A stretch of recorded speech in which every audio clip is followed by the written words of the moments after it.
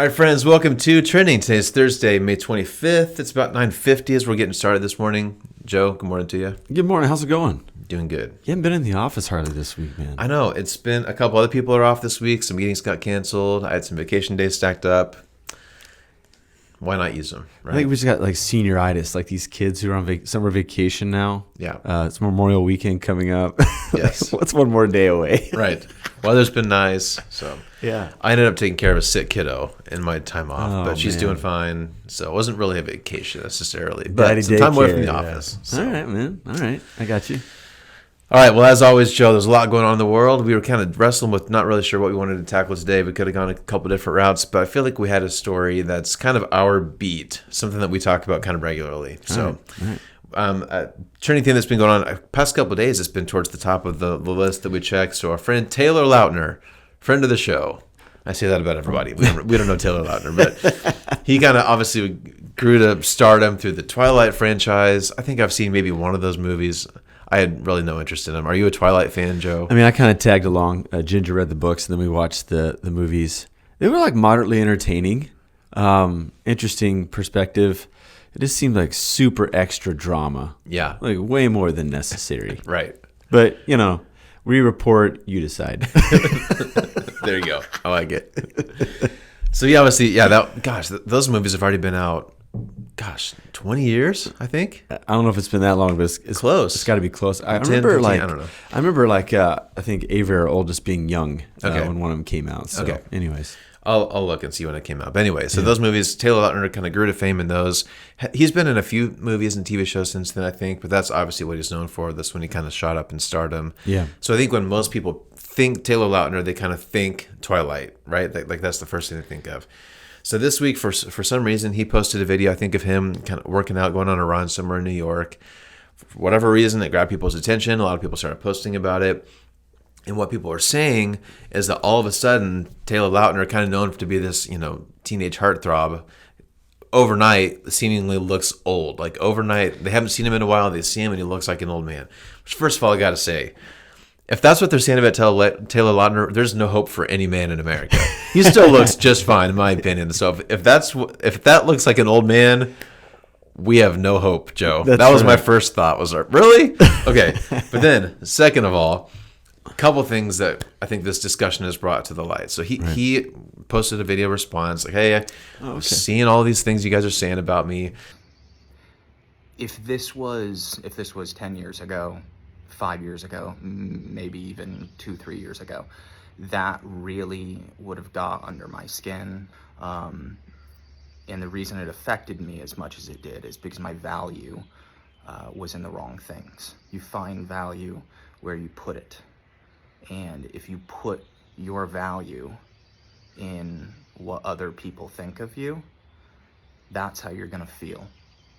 It seems like a really healthy response. You can go check it out if you like to watch it. A couple things come to my mind, though, Joe. Okay. One thing that we haven't talked about before is just this obsession with youth, right? Right. Uh-huh. Our culture says you have to look young. Like if you're going to be relevant at all, you have to look young. Mm-hmm. Like, where does that come from? Why is that so important? Okay. So that's maybe something new that we haven't talked about before. Right. But it seems like there is just this evergreen thing that we've talked about many times about just the nasty nature of internet culture, of Instagram culture. Like, why do we always go after each other? Why do we feel like we have the right to go after some stranger that we've seen a picture of? Like, why is that? Or even just like physical appearance. Like, why do we value that so much? So we've kind of hinted around this a little bit, but I guess he's a new person that we haven't talked about yet, and just this youth thing. Wanted to get your take on. So when you read Taylor Lautner story, what do you think about it? Yeah. I mean, maybe we could take that second one just briefly because we've talked about it before. It's in the trending library at some point. Yes. But I just think we have to stress one more time to ourselves and to others, just because we have a keyboard and an opinion, like we don't have to share stuff. Yeah. And I think psychologists will, for decades from now, look back on this era, the dawning of the internet, social media, and they'll say, why, when given the chance, did people decide to go out of their way and spend hours a day, saying nasty things, either through anonymity or just a distance from a real person in front of them? Like they choose to be nasty instead of kind and gracious, right? And so I'll leave it to the psychologist, way more informed than I am, but I think there's something wrong there.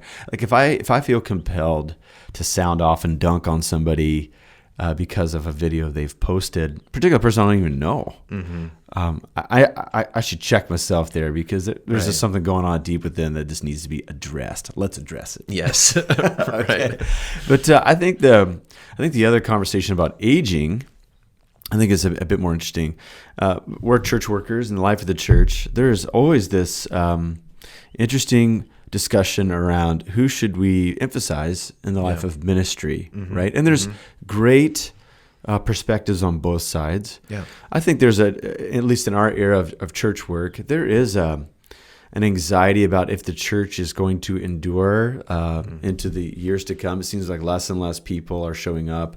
And so there is this emphasis on reaching younger people, because if you have younger people now, they've got a long time to be a part of the church. And so it's like there's like this survival that could be expected in the years to come. I think that could come at the expense of honoring the more aged ones in our community. Yeah. I think what I like about the New Testament text, you see it like in John's letters in particular, is this general affirming of all the panorama of life, and also just acknowledging some of the struggles or some of the things that different parts of life can bring to the faith. And so I think we'd have to be a church that reaches all generations. That might be like clip arty, standard lines that we say, but I think it's important for us to do so. And so I think that we do have to give room for the young to flourish among us. I think we also do have to honor the aged among us. I guess I look at the life of the church in three phases. Okay.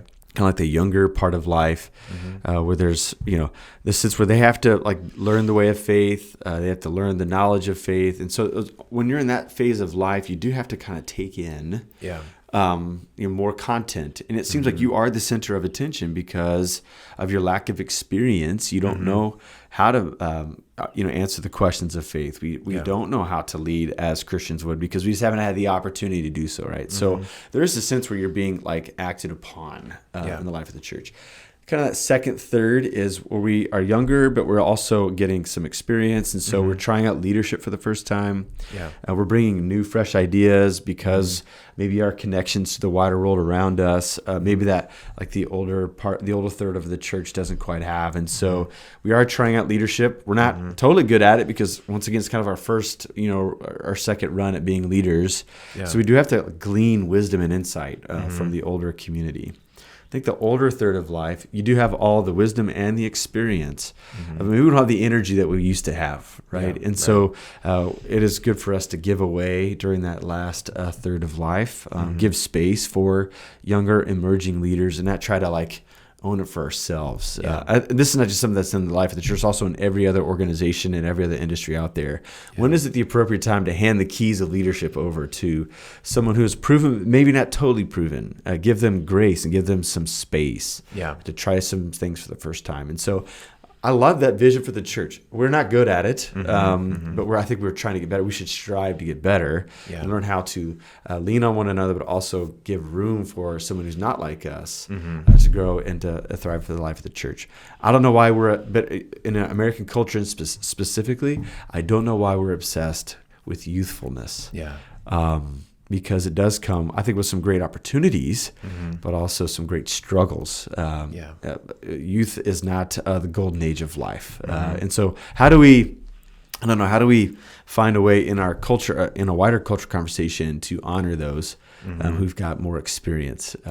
Besides like chiding them for not allowing other people to zoom around them. I don't know. This is something that we're going to have to try to figure out. Yeah. One thing I've noticed recently too, I wish we could all be content with ourselves and content with other people with where they're at. Like with the whole youth thing, I think there's a pressure for like junior high and high school kids. They want to look like they're like 20. And then like 40 and 50-year-olds want to look like they're 30. Like I think there's for some reason this cultural spot where everyone wants to look like they're between 20 and 30. It seems like. Right. And it seems like there's not any room to age gracefully or to be a kid. There's kind of this pressure of like, this is what you're supposed to look like. And if you're younger or older, course correct, so you look this way. And that just makes me sad. You know what I mean? Like, I guess I have a lot of respect for people who are a little bit older and they've chosen to age gracefully. They kind of accept they're not trying to overstep younger or go in. I guess it's rare for people to act older when they're in that stage. But anyway, you know what I mean? Like, absolutely, just kind of being comfortable with who you are, both for yourself and culturally, to not have this expectation of everyone has to be this beautiful young professional that is idealized so much.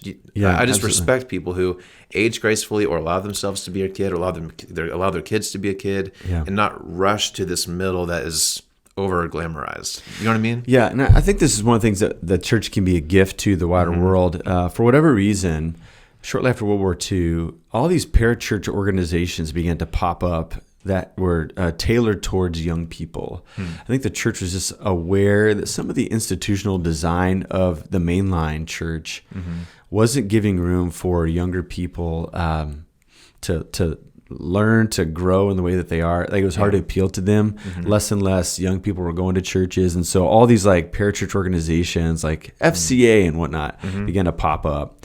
And because of that, there's been a great couple generations full of research on how to appeal to youth with our faith in mind. Chap Clark, who is one of the great thinkers, Fuller Seminary is one of the great shops for this stuff for the last couple generations. He started talking about adolescence and how troubling it is. Those who are adolescents among us are expected to have adult-like experiences and the wisdom from it, but also childlike innocence. And you can't have both, right? And what we've seen through the last couple generations is the lengthening of adolescence into late 20s and stuff. And it's probably not just because they're not quite ready in some people's minds to be adults.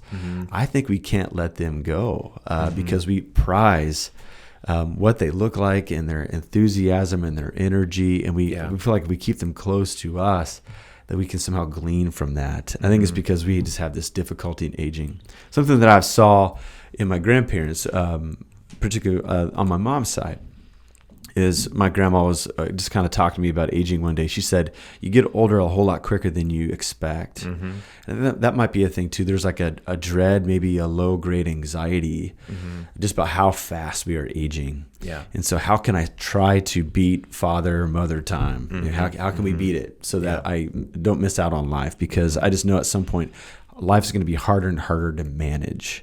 And so I think one of the things that we could do would be a gift to the aging generations in the church is to give them a spirituality of aging, one that's honoring, one that's exciting, and one that would just be compelling for that last phase of life, which is so mysterious. You're not quite sure how that last third of life is going to go. Are you going to be managing an illness? Are you going to be managing memory loss and some things that we see in some of our friends and family members? And so I think it would be a great gift to not just the church, but to the watching world is how do we age well? Like how do we, what does a finishing well look like? And something that's praiseworthy and honorable. Something that's also compelling that would draw people into the flow of it and draw them away from this near impossibility of breaking the aging process. Right. Yeah. So. Well, and I didn't really think about this until we started recording, but on Sunday we just talked about authenticity, right? It's one of our values. It's one of the biggest things that we're aiming towards right now. And I think that's what this is kind of about, and that's what a lot of these conversations are about, is be yourself, right? Like, if you're 20, you don't need to be 35, and if you're 80, you don't need to be 50. Like, embrace the stage of life that you're in. Use the gifts that you have to be a gift to the people around you. Like, that's the best gift you can give, is just to be yourself, right? It's okay that Taylor Lautner doesn't look 18 anymore, you know? And we just need to accept that for all of us and move on and just be the best person that we can today and not try to rewind or fast forward, I would say. I think we're in a golden age. There's a lot of great material out there about how do we end well. What does the second half of life look like in particular? Writer Richard Rohr was kind of on the cutting edge of this, but he started with like how We don't tend to have a rite of initiation into adulthood, particularly for young men in our culture. So he started working on like men's spirituality before it was really a thing. Like it was still just kind of like in psychological circles and not in like theological circles. Yeah. And so he's got a great book called Falling Upward, which I think is a great book on the two halves of life. I would encourage you to read that if you're interested in that sort of thing. And then David Brooks, who's an op-ed writer for the Times and a New York Times best-selling writer, he's got a book called The Second Mountain that talks a lot about this, because he himself was just like journeying into this part of life and seeking answers. Yeah. It seems like everything around him was eroding and unpredictable from what he thought this part of life would be. And so he started going on a journey of research and reflection. And he wrote The Second Mountain, which is like you climb your first mountain, first half of life. What does the second mountain look like? Yeah. And so he, I think, has a great perspective on this thing as well. That's good. Yeah. Cool. Well, authenticity is the right way. I mean, that's always the right way to go, right? Just whichever mountain you're on, just embrace the stage where you're at and don't try to be something that you're not. Yeah. That's the best way to live. That's what the Bible teaches, and that's what's very appealing to the world around us, is just to embrace where you're at. So. Yeah, and I think this is a neat part of this whole story is how Lautner, he seems to be pretty authentically not bothered by this. Yeah. He admits, years ago it would have like devastated, it would have gutted him, right? Yeah. But how he's just done some great internal work. He's more fortified inside about who he is, and therefore, like, these critiques, they don't unravel him like they used to. And I would hope for any of us that we would have a spirituality to work on our own identities.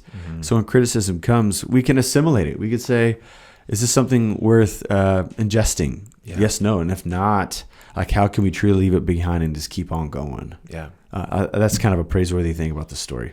Agreed. Yeah. Okay. That was good. Good conversation. Yeah. Thank you, Joe. Thanks, Taylor Lautner. Taylor, we're on your team, man. We got your back. Yeah, man, we got you. You're doing just fine. Yeah. Keep up the good work. All right. Well, hey, thanks everybody for watching today. We're kicking back into Psalms this week. If you're around Wichita, we'd love to have you at Ridgepoint. We dive back into the Psalms. Yeah. If not, have a great long weekend. Yeah, man. And we'll see you next time. See ya.